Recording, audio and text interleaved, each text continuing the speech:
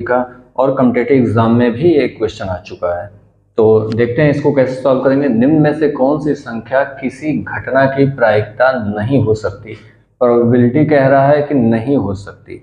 यहाँ पर कौन जो नंबर्स दिए हुए हैं इसमें कौन सी जो इवेंट हुआ है, जो घटना हुई है, उसकी प्रायिकता मतलब प्रोबेबिलिटी नहीं होगी।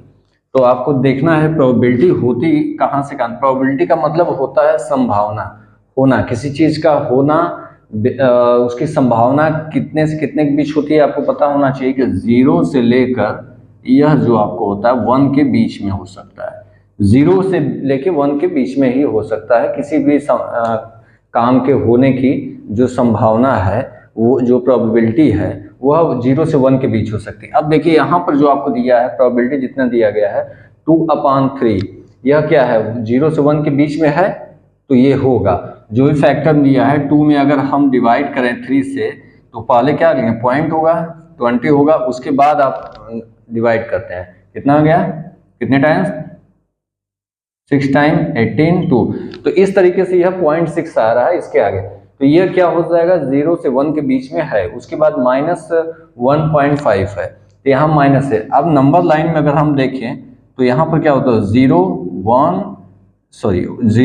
2 इस तरीके से होता है। तो हमको 0 से 1 लेना है, इधर क्या होता है -1, यहाँ क्या है -1.5, दैट मीन्स इधर जा रहा है, हमें 0 से 1 तक ही रहना है। तो आप देख रहे होंगे कि यह जो -1.5 वो इस साइड जा रहा है, तो यह क्या होगा 0 से 1 के बीच में नहीं हो रहा है। तो क्या होगा यह प्रोबेबिलिटी होगा तो नहीं होगा। किसी भी नंबर का जो है यह प्रोबेबिलिटी क्या हो सकता है नहीं। अब आगे देखते हैं 15% है। 15% को मतलब होता क्या है, 15% का मतलब 15 जो है वह कितने में से 100 में से है, 100 में से 15 पार्ट।